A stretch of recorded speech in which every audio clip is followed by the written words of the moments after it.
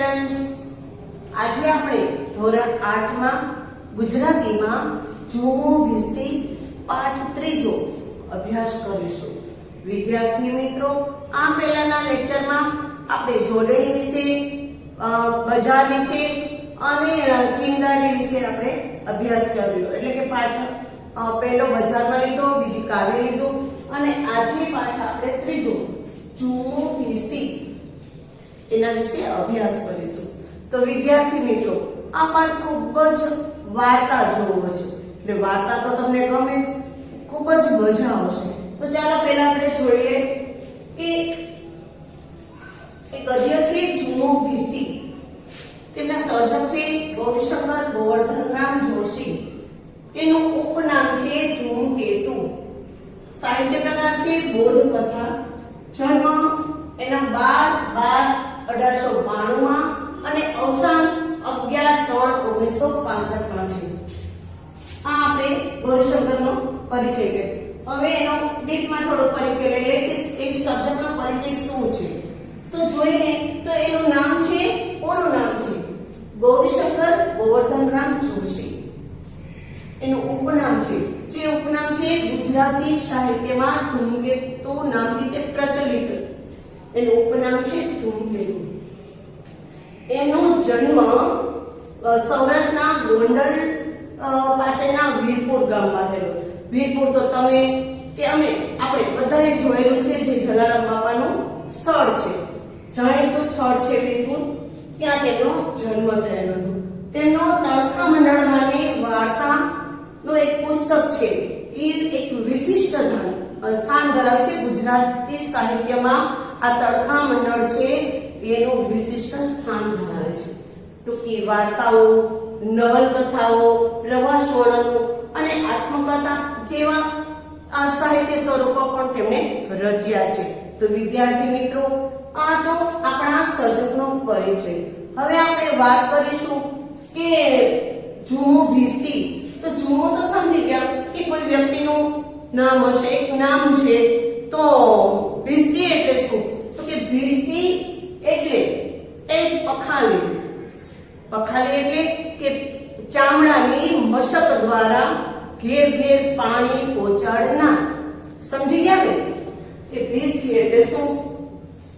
તો વિદ્યાર્થી મિત્રો, આપણી આજુબાજુમાં તમે કેટલાય સંયુક્ત કુટુંબ જોયા હશે। સંયુક્ત એટલે ખબર છે ને, ઘરના દાદા દાદી, કાકા કાકી, મમ્મી પપ્પા, ભાઈ બહેન બધા સાથે રહેતા હોય, એને આપણે સંયુક્ત કુટુંબ કહે છે। તો એ જોયા હશે। એમાં ઘણા ઘરોમાં એની સાથે પાળતુ પ્રાણીઓને કે પક્ષીઓને પણ રાખતા હોય છે। એ પણ તમને ખબર જ હશે, ઘણા એવો શોખ હોય, કોઈને કોઈ પ્રાણીનો પાળેલું હોય અથવા કોઈ પક્ષીને પાળેલું હોય છે। જેમ ગામડામાં લોકો પોતાની સાથે ગાય, ભેંસ, ઘેટા, બકરા વગેરે જેવા રાખે છે, એવી જ રીતે આપણે શહેરમાં શું કરે? તો કે બિલાડી પાળે, કૂતરા પાળે, અથવા તો કોઈ જાત જાતના કે ભાત ભાતના એવા પક્ષીઓ પણ પાળે છે। એ પણ તમને ખબર જ હશે। અને હા, સમય જતા આપણે તેની સાથે કેવું નાતું બંધાઈ જાય છે, જાણે આપણા આત્મીય હોય, આત્મજન હોય, એટલે કે આપણા કુટુંબના સભ્ય હોય તેવો નાતો આપણે એની સાથે બંધાઈ જાય છે। ભાઈ બહેન કે મૈત્રીનો પણ સંબંધ બંધાઈ જાય છે। તમને પણ એ વાતનો અનુભવ હશે કે જ્યારે એ પ્રાણી એક દિવસ તમને જોવામાં ન મળે, અથવા તો કોઈ શેરીમાં કૂતરું હોય અને તમે રોજ એને એક કંઈક ખાવાનું આપતા હોય અને એને એક દિવસ ન જોવા મળે, અથવા તો તમે કોઈ પાળેલું આવું પશુ હોય અને તમે એને ક્યાંક એ દૂર વયું છે, તમને નથી ખબર અને આખો દિવસ જોવામાં આવે, તો કેટલા વિચાર આવે, કેવા ખરાબ વિચાર આવે, એને વાગ્યું હશે, ક્યાં વયું ગયું હશે, એને નહીં જોડતું હોય ઘર, આવા ઘણા આપણને પ્રશ્ન થાય છે, પ્રશ્ન ઉભા થાય। આજે કેમ ના આવ્યો, હજી ક્યાં ગયો હશે, આવા કેટલાક વિચારો પણ મનમાં આવે।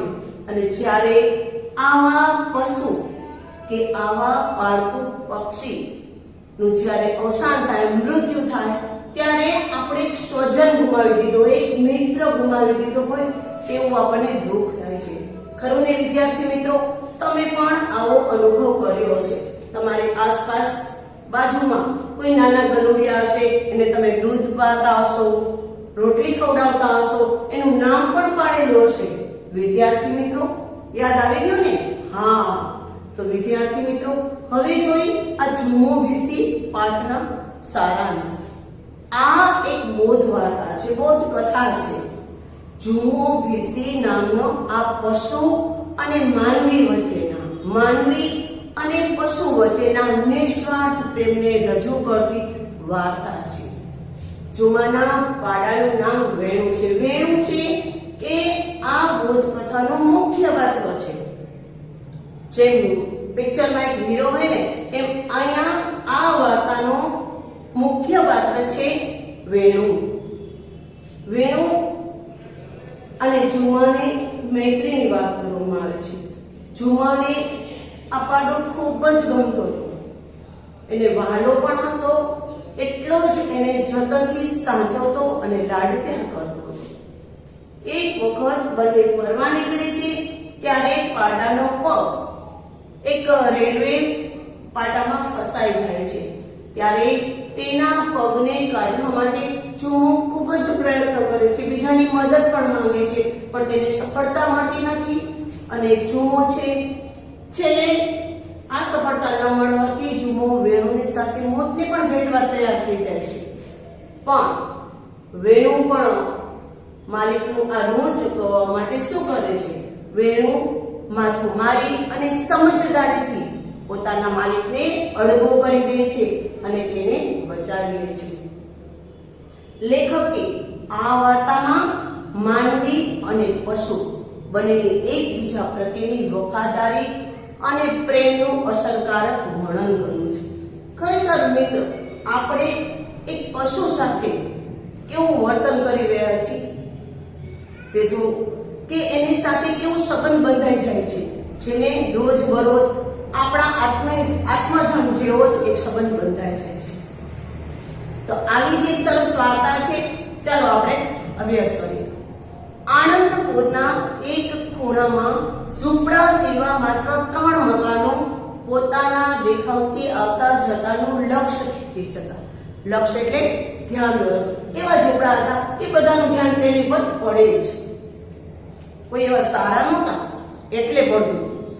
પણ જૂની ખખડધજ આંબલી તમે જોઈ છે ને, આંબલી જે કાકા કહે છે કે આંબલી છે જૂની ખખડધજ એટલે જૂના ઘણા વર્ષો પહેલાની આંબલી હોય, આમ મજબૂત હોય પણ ખખડધજ અને એટલી બધી ફેલાયેલી હતી કે 3 મકાનોને ઢાંકતી. ચારે તરફ ગટર ને દુર્ગંધ છૂટતી. ઝૂંપડા પણ કેવી જગ્યાએ હતા તો કે ચારે તરફ આજુબાજુમાં વાસ આવતી, દુર્ગંધ આવતી, ખરાબ વાસ આવતી. તોય છતાં તે રહેતા. અને ધૂળના ગોટા એટલે પુષ્કળ ધૂળ પણ ત્યાં ઉડતી. તેના પતરાના, પાટિયાના અને ગુણિયાના એમ અનેક રંગી થીગડા મારતી ખડકી ખુલી રહેતી. કેવી રીતે બનાવેલા હતા ઝૂંપડા? તો જે પતરા હતા, ગુણિયા હતા, ગુણિયાની સવણ હોય. પહેલાના જમાનામાં જે અત્યારે આપણે ઘઉં આવે છે ને, એ ઘઉં છે ને એ એવા કોથળામાં ભરીને હતા. અત્યારે જે પ્લાસ્ટિકની થેલીમાં આવે છે ને એવી રીતે નહોતું. એને સણ કે એટલે કે ગુણિયા કે. તો કે પતરાના, પાટિયાના અને ગુણિયાના એવા અનેક રંગી થીગડા મારેલી એક ખડકી ખુલ્લી રહેતી.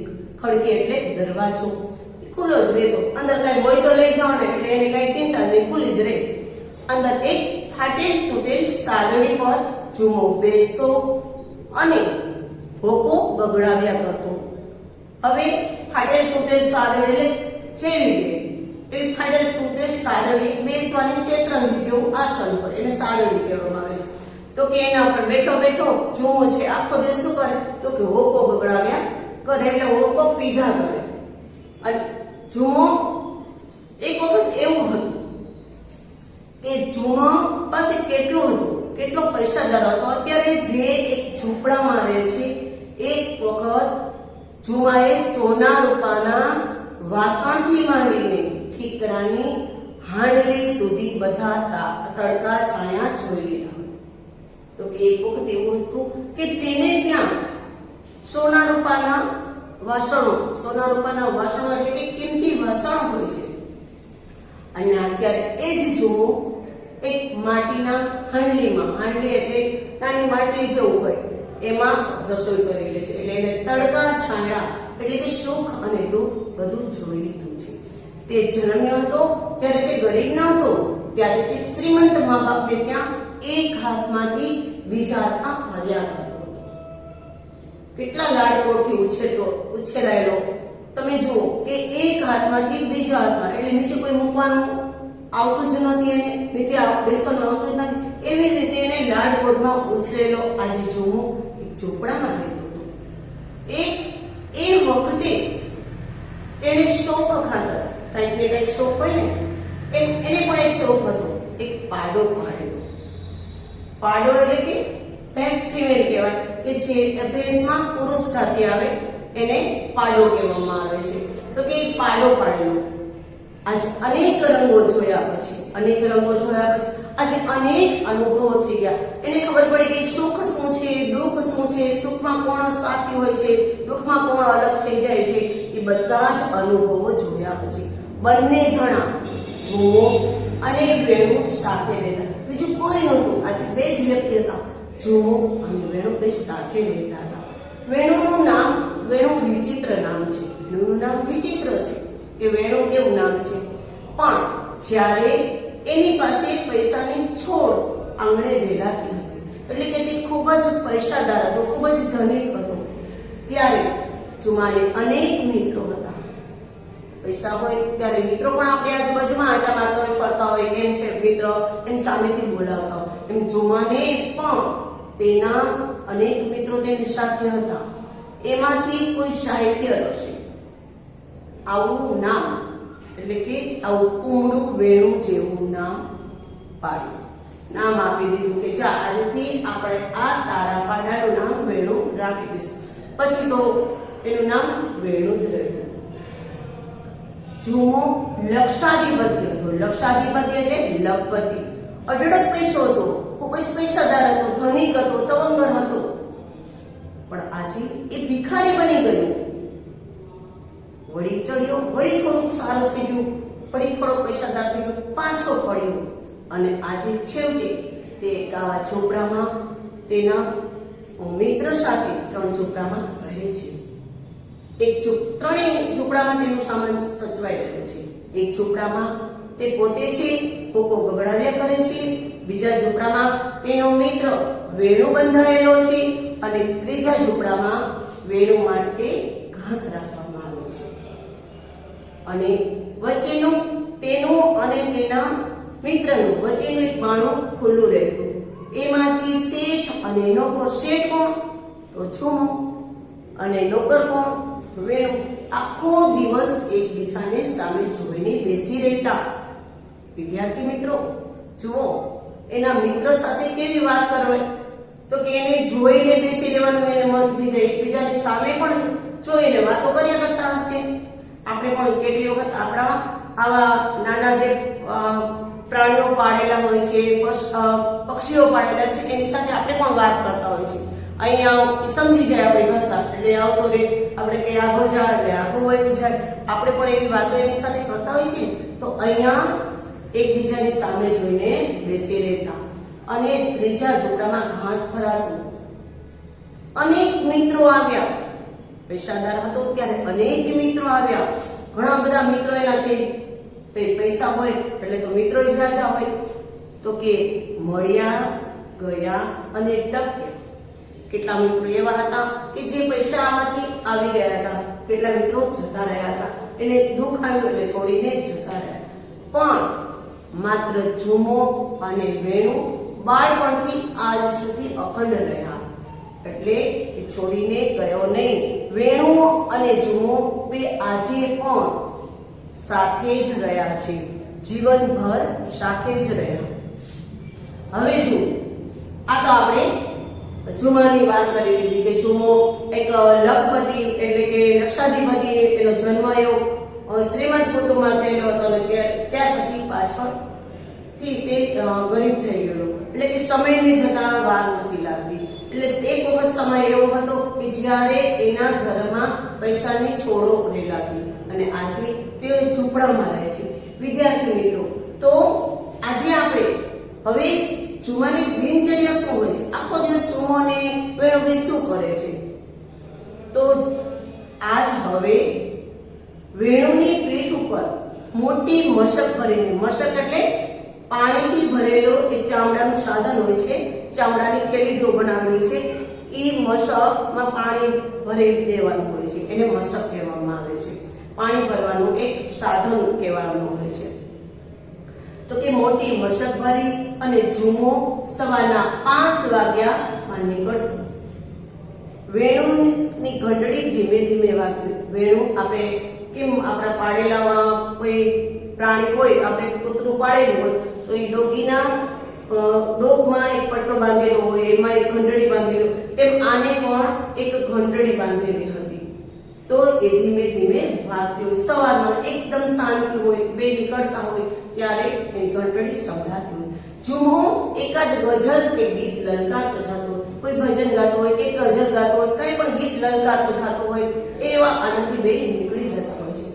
બારણે પાણી ભરી દીધા પછી શેઠ અને નોકર એટલે કે ઝુમો અને વેણુ બંને પાછા વળ્યા. બધાના જેના ઘરે એને બાંધેલા હોય, ગરાક બાંધેલા હોય, એના ઘરે તે પાણી ભરી દે. ત્યાર પછી તેઓ પાછા વળતા. એમાંથી 1 પૈસાનું, ત્યારે જુઓ 1 પૈસાની એટલી વસ્તુ આવી જતી. 1 પૈસાના તે પોતાને માટે ગાજર, ભાજી કે કઈ પણ એવું શાક લઈ લેતો, ટામેટા કે કોઈ પણ એવું લઈ લેતો અને વેણુ માટે બધ ભરી એટલે 2 હાથમાં સમાઈ જાય એટલું ગદબ એટલે એક વનસ્પતિ હોય જેવા આવા પ્રાણીઓ ખાય, એને રજકો કહેવામાં આવે છે. અને પાછળથી વેણુ એને ખાતો આવતો હોય, એને હાથમાં ચાલેલું હોય અને વેણુ પાછળથી ખાતો આવતો હોય. તેવું પાડા માટે લીધો હોય. બસ આ હંમેશની ખરીદી, બીજી કાંઈ ખરીદી નહીં કરવાની. પોતાના માટે ટમેટા, ભાજી કે આવી વસ્તુ લઈ લેવાની, ગાજર લઈ લેવાના, કોઈ પણ એક વસ્તુ ખરીદી લેવાની અને પાડા માટે ગદબ લઈ લેવાની. જે વળતી વખતે આવતા હોય, ઘરે જાતા હોય ત્યારે તે લઈ અને પાછળ વેણુ છે એ ગદબ ખાતો આવતો હોય. માલિકે ઝાલેલો હોય એ નીચે રાખેલું, નીચે પડેલું હોય એ નહીં, પણ એના હાથમાં હોય એ પાછળથી ખાતો આવતો હોય. પાડા માટે અને તેના માટે હંમેશની આ જ ખરીદી.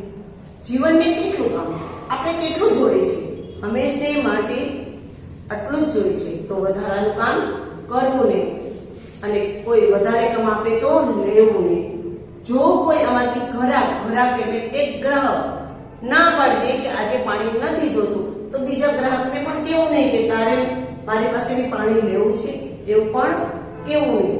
બસ બપોરથી તે સાંજ સુધી બોકો ગગડાવ્યા કરતો અને એના સંગીતમાં લીન બનેલો આ વેણુ પાડો માખીને ઉડાડતો હોય.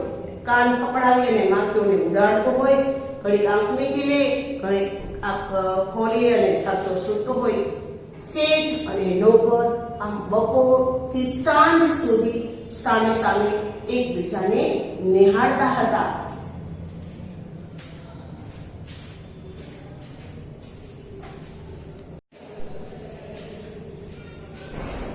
વિદ્યાર્થી મિત્રો, તો રોજની દિનચર્યા આ જ રહી.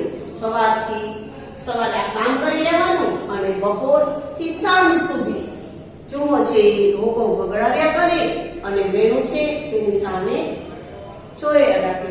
બસ આ જ એક કામ. હવે સાંજ પછી શું, તો કે છેક સાંજ એટલે મોડી સાંજે જ્યારે તડકો થમી ગયેલો હોય ત્યારે સાંજે બંને મિત્રો પાછા ફરવા નીકળે અને નદીના કાંઠા સુધી જઈને પાછા વળતા. પાછા વળતી વખતે અથવા તો ક્યારેક એવું પણ થાય કે ક્યારેક એવું પણ બની જાય કે સવારે કામ ઓછું હોય, સવારે કામ એટલે કે સવારે કોઈને પાણી ઓછું દેવાનું, કોઈને ત્યાં પાણી ન દેવાનું હોય કે એવું પણ કામ હોય તો ઓછું કામ હોય ત્યારે સવારે પણ બંને નીકળી પડતા. એક દિવસ સવારે, પછી એક દિવસની આ વાત છે, એક દિવસ સવારે 5 વાગે, વિદ્યાર્થી મિત્રો 5 વાગે તો કેટલું બધું અંધારું હોય તો તમને ખબર જ હોય. આ પ્રમાણે બંને ફરવા નીકળી ગયા. જુમાનો વિચાર હતો કે પાડો થોડું ઘણું ચરે તો સારું, કારણ કે જમીન ઉપર સરસ મજાની લીલોતરી ઘાસ સરસ થઈ ગયેલું હતું. તો કે જો પાડો થોડુંક ચરી લે તો સારું કે મારે. પણ વેણું કેવું? વેણું કાયમ એની સાથે રહેતો હોય, જેની સાથે રહીને તો સારા ગુણ જ આવે. તો વેણુને પણ એવું લાગતું કે બહાર ખાતા ફરવું એ સારું તો ન જ કહેવાય કે નીચે જમીન ઉપર આ ઘાસ હોય એનું ખાતો જાવ તો સારું લાગે. તો વેણુને એમ લાગતું એમ બહાર ખાતા ફરવું એ ગૃહસ્થના લક્ષણ નહીં. ગૃહસ્થના એટલે કે સારા માણસના, સજ્જન માણસના લક્ષણ નહીં. આમ ખાતા ખાતા ફરતા નીકળી જવું એવું કઈ સારું લાગે. એટલે વેણું પણ ખાય નહીં. એટલે જુમો ખવડાવવાનું કરે. જુમો એને એમ કે જો આ ઘાસ ખાઈ લે કેવું સરસ છે, પણ વેણું તો એટલે કે પાડો તો રણકીને સામો ઉભો રહે અને ના નહીં ખાવ એમ સ્પષ્ટ સંભળાવ્યું. જો વિદ્યાર્થી મિત્રો આ પશુ બોલતા નથી પણ તેની સમજ શક્તિ એવી છે કે આપણને સમજાવી દે છે. એ સંકેતની ભાષામાં આપણને સમજાવી દે છે. એટલે રણકીને એટલે કે માથું હલાવીને ના પાડી દે છે કે હું ન ખાઉં. આ ગૃહસ્થના લક્ષણ નહીં, આ સારા માણસના, સજ્જન માણસના લક્ષણ નહીં એવું એને કહી દે છે. હવે અંતે જુમો થાક્યો, મારું ના ખા તો બીજું શું, ચાલ ત્યારે ઘેર જઈને ખાજે. કે અરે અહીંયા ના ખાવ તો ના ખા, ઘેર જઈને ખાજે. તને પણ હવે લાડ કરવાની ટેવ પડી ગઈ છે. મીઠો ઠપકો આપે છે. ઠપકો તો આપે જ છે પણ મીઠો ઠપકો આપે છે. મા બાપ આપણને કેટલી વાર કહે છે ને તું ખૂબ જ લાડમાં બગડી ગયો છું, એમ આ વેણુને પણ જુમો એમ કહે છે કે તને પણ હવે લાડ કરવાની ટેવ પડી છે. જુમો વિજય થયો. વિજય એટલે જીત થઈ ગઈ પોતાની. હાય જઈને મેં મારા માલિકને ના પાડી દીધી એટલે એ માની ગયા, એટલે પોતે જીતી ગયો, વિજય થઈ ગયો.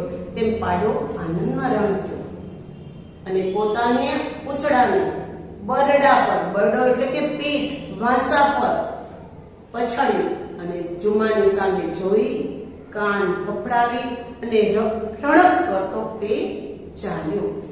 જીતના આનંદમાં પેલા તો થોડું રોડ્યું. વિદ્યાર્થી મિત્રો એને જો જ્યારે આનંદમાં આવી જાય છે ત્યારે પૂંછડું પકડાવે છે. એટલે પૂંછડું છે એ પીઠ ઉપર પછાડે છે કે જોયું ને હું જીતી ગયો ને, મારા માલિકનું મારું માની ગયા. એટલે તે રાજી થઈ જાય છે અને એ આનંદમાં ને આનંદમાં થોડુંક દોડે જાય છે, થોડુંક દોડે છે. તો પાછો જુમો કે છે જો હવે પાછો વાળું કે દોડવાનું છે. ભાઈ મોટાથી ઠપકાથી બૂમ પાડી ને કહ્યું કે આટલો બધો દોડવો જાય છે, હું પાછળ છું અને આગળ દોડી જાય છે. એટલે એને ઠપકાથી બૂમ પાડી કે જો આ રીતે દોડીશ તો ને હાલ પાછો વાળી દો, પાછો વાળો એમ કે છે. એવી રીતે એને ઠપકો આપે છે, એવી રીતે એની પર ગુસ્સો કરે છે. પણ તે પહેલા તો વેણુ રસ્તે ચડી ગયો. તો રસ્તે ચડી ગયો તો એટલે જ્યારે રોજનો રોજ એક ને એક રસ્તો હોય એટલે એ રસ્તા પર હાલવા માટે એને ઘરની ખબર જ હોય એટલે એ રસ્તે ચડી ગયો. રસ્તામાં એક રેલવેની સડક હતી. રોજ જાય તો વચ્ચે એક રેલવેની સડક પાર કરીને પછી જવાનું. તો કે જરા ઉતાવળે ચાલતા પાડાનો પગ રેલના પાટા વચ્ચે આવી ગયો એટલે કે ફસાઈ ગયો. થોડુંક ઉતાવળે હાલતો એટલે એની નજર ચૂક થઈ ગઈ અને બે પાટાની વચ્ચે આ વેણુનો પગ છે ફસાઈ ગયો. પગને કાઢવા એને પ્રયત્ન કર્યા. હજી તો જુમો પાછળ હતો પણ પોતે પ્રયત્ન કરતો તો આમ નામ પકડતો હશે એટલા માટે કે નીકળી જાય તો પાછો દોડવા માંડ્યો. પ્રયત્ન કર્યા પણ ફોગટ એટલે વ્યર્થ, નકામું, તેનાથી નીકળ્યું અને તે ધબ દઈને નીચે પડ્યું. જેમ કાઢવાની કોશિશ કરી તો પગ તો નીકળો નહીં, પણ એનાથી ત્યાં બેસી જવાય, એટલે બેસી ગયો, ત્યાં નીચે બેસી જવાય.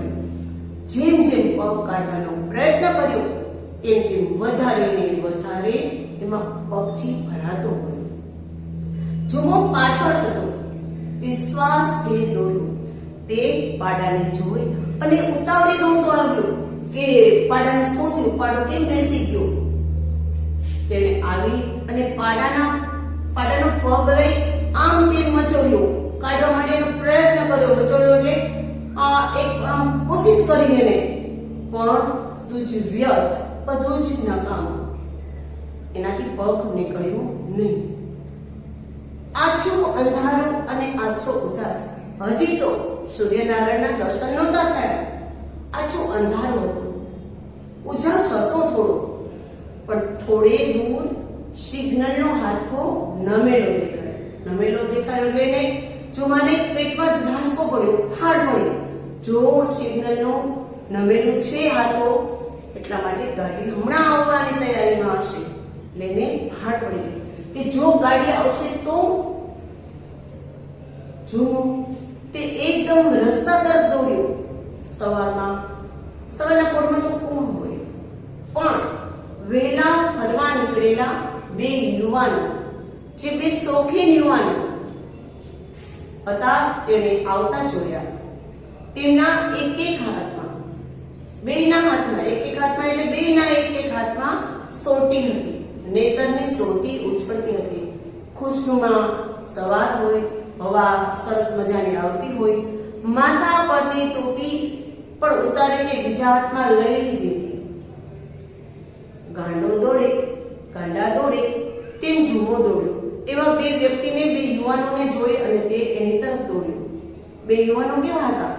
તો કે આજના યુવાનો જેવા હતા, કે જે શોખીન હોય. હાથમાં સોટી હતી, માથા પર જે ટોપી હતી બીજા હાથમાં લઈ લીધેલી હતી, અને આ ખુશનુમા હવા ખાવા નીકળી પડેલા હતા.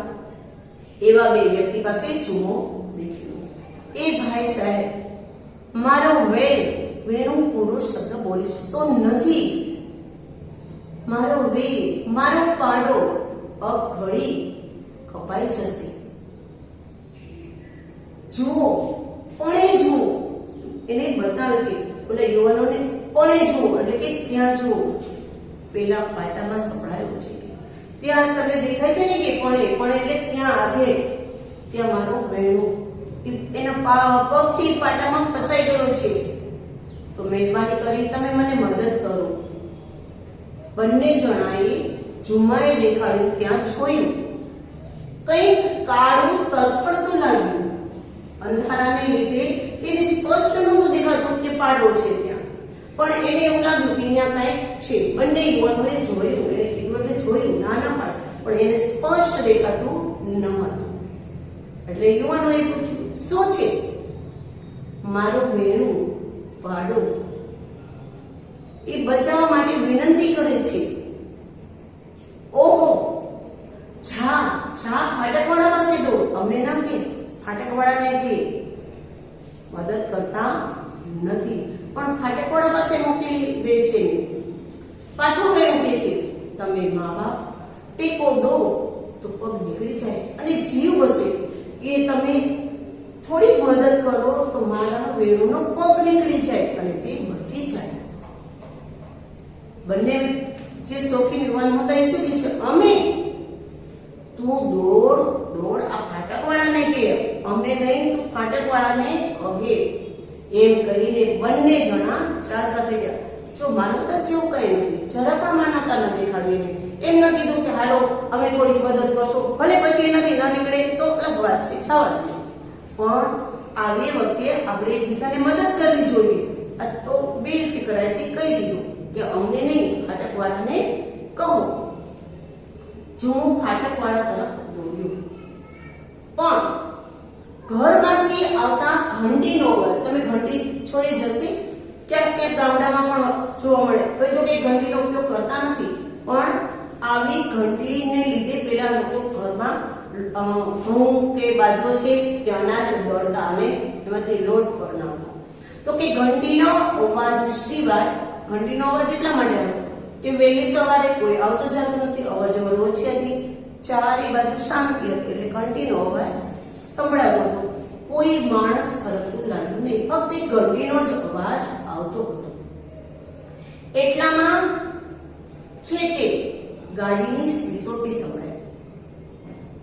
ગાડી આવતી હતી એવું તેને ખબર પડી ગઈ, કારણ કે સિગ્નલનો હાથો છે નમેલો, તો એને હતો જ કે આપણે ગાડી આવશે, કે એની સિસોટી એટલે કે એની સીડી પણ સંભળાય. જુમાએ ચારે તરફ નિરાશ દ્રષ્ટિ દીધી. ઓહો, હવે શું કરું? ક્યાંયથી આશાનું કિરણ દેખાતું ન હતું, પણ માણસનું કોઈ છૈયું પણ સરખું દેખાતું નહોતું, એક નાનું છોકરું પણ દેખાતું નહોતું, માણસ કોઈ દેખાતું નથી. ઝપાટા બંધ સિગ્નલના થાંભલા તરફ દોડ્યો. સાંકળ ખેંચી. ઘંટીના અવાજમાં તેનું સાદ સંભળાય તેમ નથી. તેને જોરથી બાણામાં પાટું માર્યું. એને થયું કે જો સાંકળ હોય બાણાની, એને પકડાવવા માંડ્યું, પણ તેનો અવાજ પણ એને સંભળાયો નહીં. એટલે એને શું કર્યું? બાણામાં જોરથી પાટું માર્યું. ફાટક વાળાનું જે ઘર હતું એના બારણામાં એને પાટું માર્યું એટલે અંદરથી એક અવાજ આવ્યો. એ કોણ? અંદરથી આવો અવાજ આવ્યો. એ ચાલો ભાઈ બહેન જે બોલ્યો તેને કહે છે, ભાઈ બહેન સિગ્નલ ફેરવો, મારું જનાવર કપાઈ જશે. કે આ સિગ્નલનો હાથો છે ફેરવી નાખો, નહીતર મારું જનાવર છે કપાઈ જશે. ઘેર કોઈ ભાઈ માણસ નથી. પાછો અંદરથી એવો અવાજ આવ્યો.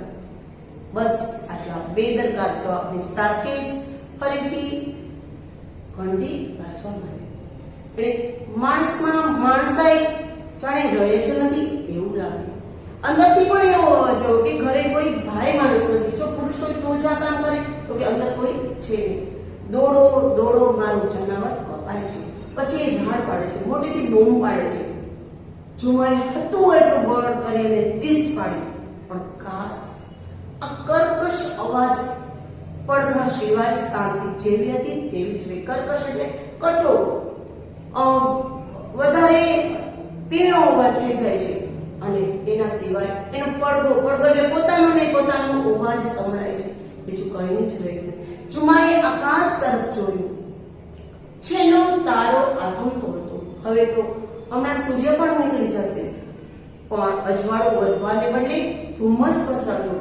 અજવાળું નહોતું થતું, ધુમ્મસને કારણે હજી એવું ને એવું વાતાવરણ હતું. ગાડીનો અવાજ તદ્દન નજીક આવતો હતો. તેને લાકડી ફેંકી દીધી.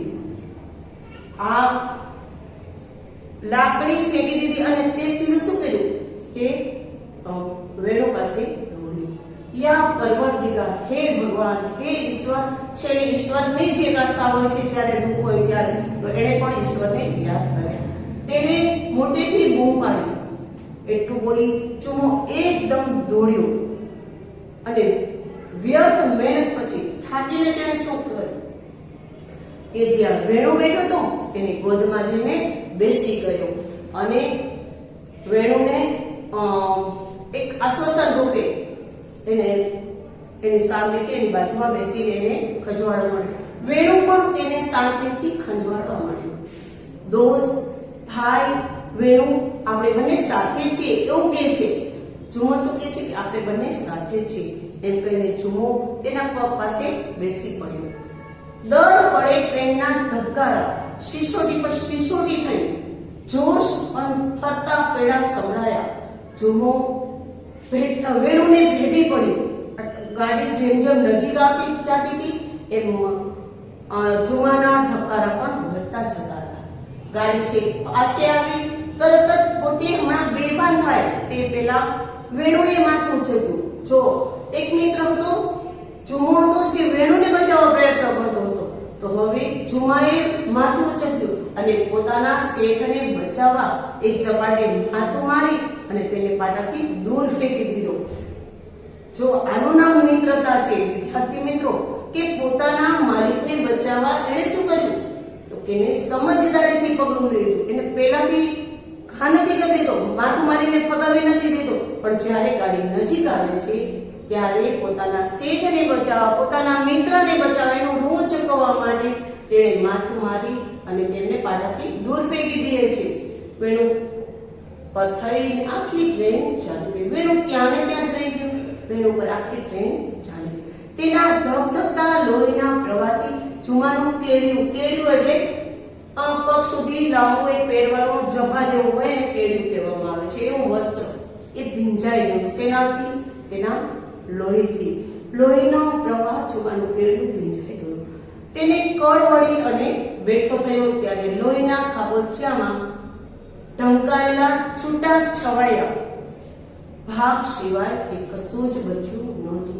વેણુનું નામ નિશાન વેણુ એટલે કે વેણુનું મૃત્યુ પામ્યું. વેણુ આમ કરું મૃત્યુ પામ્યું.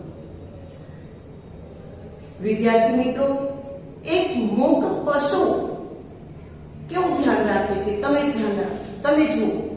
આજે પણ એમ કહેવાય છે કે જુમો સવારમાં એકલો અશાંત આ રસ્તે જાય છે અને ફૂલ લઈને આવતો દેખાય છે. એના હાથમાં ફૂલ હોય છે.